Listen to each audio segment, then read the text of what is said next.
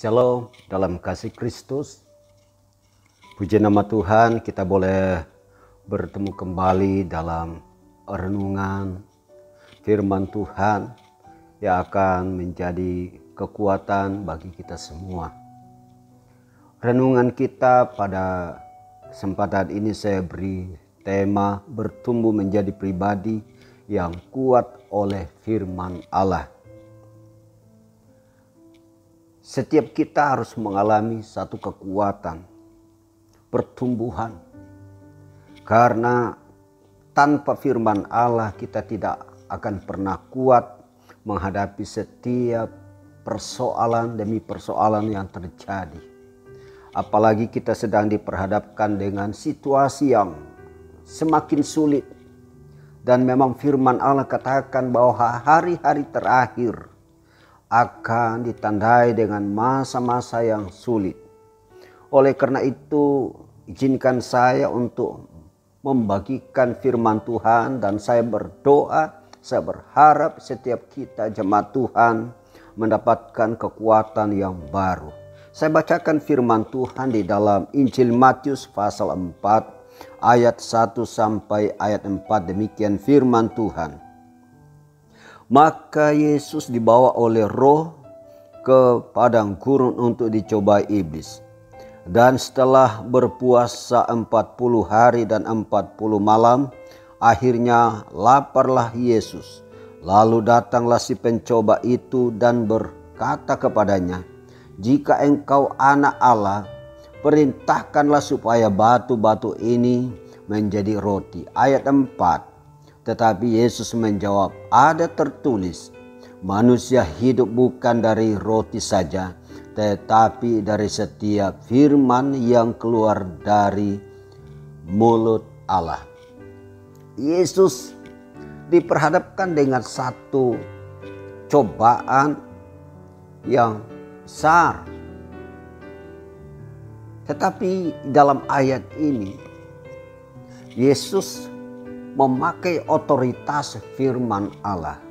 Dia berkata bahwa manusia hidup bukan dari roti saja, melainkan dari setiap firman yang keluar dari mulut Allah. Saudaraku, firman Allah adalah sumber energi, sumber kekuatan bagi setiap kita umat Tuhan. Oleh karena itu, saya mau dorong setiap kita jemaat Tuhan. Mari kita memiliki, saudaraku, satu kerinduan yang dalam terhadap firman Allah. Sebab hanya dengan firman Allah kita bisa kuat dalam kita menghadapi setiap masalah, setiap tantangan. Ada 3 hal yang penting untuk kita pahami bersama. Pentingnya sekali setiap kita memiliki roh yang haus akan kebenaran firman Tuhan. Yang pertama, firman Allah adalah makanan rohani yang memberi kekuatan. Saudara, tadi Yesus berkata bahwa manusia bukan hidup dari roti saja, melainkan daripada perkataan Allah, firman Allah. Banyak anak-anak Tuhan merasa enjoy saja tanpa diisi oleh firman Tuhan. Mereka berpikir ya semua berjalan lancar-lancar saja. Tanpa dengar firman Tuhan, tanpa diisi oleh makanan rohani. Mereka pikir mereka kuat, mereka sanggup. Tapi dengarkah, saudaraku, secara fisik engkau kelihatan segar. Tetapi tahukah bahwa jiwamu itu sebetulnya sedang mengalami satu kekeringan yang luar biasa. Dan saudaraku, akibat dari kekeringan rohani, maka akan berakhir dengan kematian rohani. Engkau tidak akan bisa lari dari kenyataan ini. Oleh karena itu, setiap kita perlu diisi dengan firman Tuhan. Biarlah setiap hari, setiap saat jiwamu haus akan firman Tuhan. Lalu yang kedua, saudaraku, selain firman Allah menjadi makanan rohani untuk jiwa kita, Tapi firman Allah juga adalah perkataan Allah yang hidup, yang berkuasa. Di dalam Roma pasal 10 ayat 8, saya bacakan firman Tuhan untuk kita. Di dalam Roma pasal 10, ini ayat sudah sering kita baca, tetapi ini penting sekali untuk kita renungkan bersama. Dalam ayat ini berkata dalam ayat 8, tetapi apakah katanya? Ini firman itu dekat kepadamu, yakni di dalam mulutmu dan di dalam hatimu. Firman yang penuh kuasa, firman yang hidup, firman yang sanggup melakukan mujizat-mujizat besar. Rasul Paulus menulis, firman itu ada di mulutmu dan di dalam hatimu. Jadi Bapak Ibu bisa bayangkan ketika firman itu ada di mulut kita, ada di dalam hati kita. Omongan kita, ucapan kita bukan cuma sekedar omongan belaka, omongan yang kosong. Tapi ucapan kita, perkataan kita adalah perkataan yang penuh kuasa. Sehingga benar saudaraku, kalau kita sering diajarkan bahwa perkatakan firman Tuhan. Perkatakan firman Tuhan. Sehingga apa yang kita ucapkan adalah kebenaran. Adalah firman Tuhan yang berkuasa. Sehingga apa yang kita ucapkan itu akan menjadi kenyataan. Itulah dahsyatnya firman Allah. Dan itulah yang menjadi keuntungan setiap kita anak-anak Tuhan. Kalau firman Tuhan itu terus menjadi makanan kita setiap saat.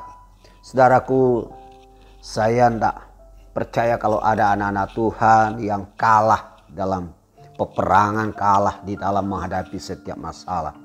Karena di mulutnya ada kuasa, ada perkataan Allah yang hidup. Itulah firman Allah. Lalu yang ketiga, saudaraku, yang ketiga.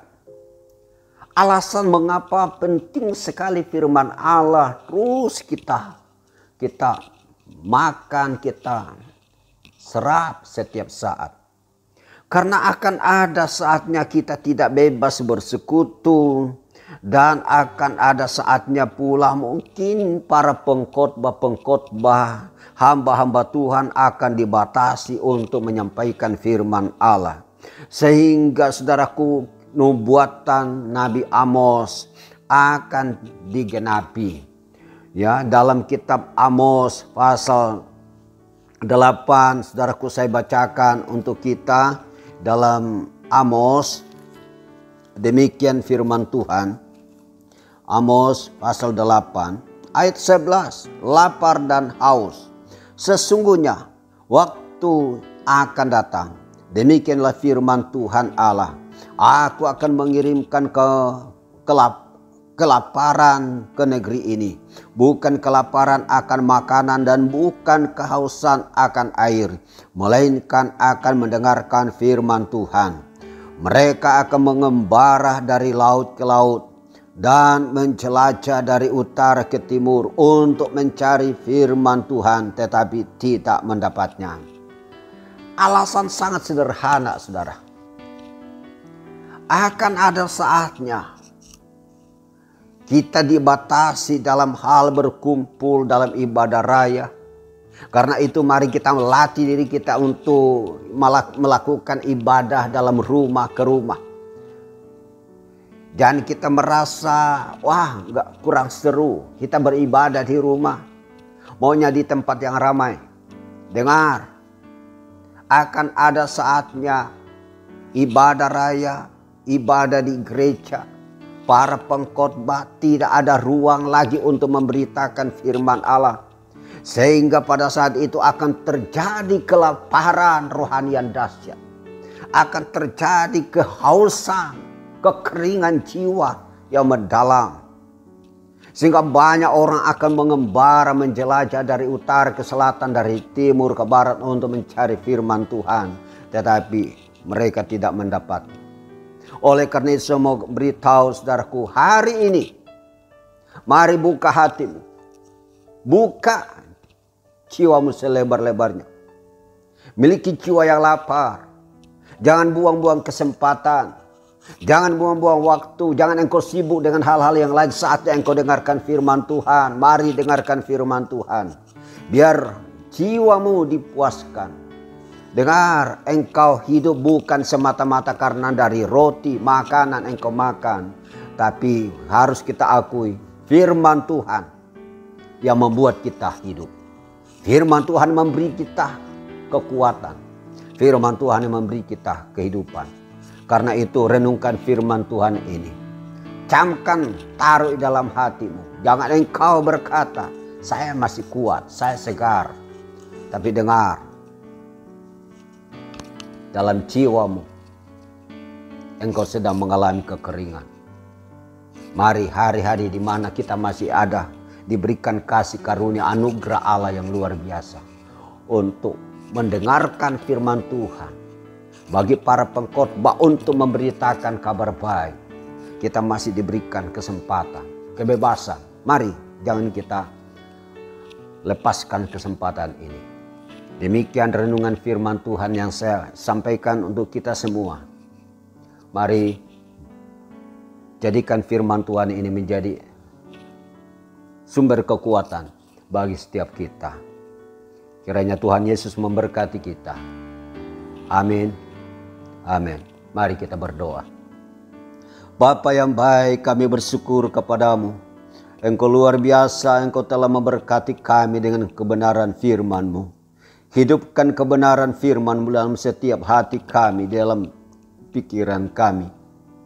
Biarlah firman-Mu Tuhan menjadi rema. Dan ampuni kami Tuhan kalau hari-hari kami lewatkan begitu saja. Tapi tanpa kami memiliki satu kerinduan, jiwa yang lapar akan firman-Mu. Tapi hari ini Tuhan Engkau menegur kami. Engkau mengingatkan kami betapa pentingnya kami menerima firman-Mu. Terima kasih Bapa, terpujilah Engkau berkati setiap jemaat-Mu. Berkati usaha mereka, berkati kami semua. Terima kasih Bapa, terpujilah Engkau kekal selama-lamanya. Ini doa kami naikkan kepadamu di dalam nama Tuhan Yesus Allah kami yang hidup. Haleluya, haleluya, amin. Tuhan Yesus memberkati kita. Amin.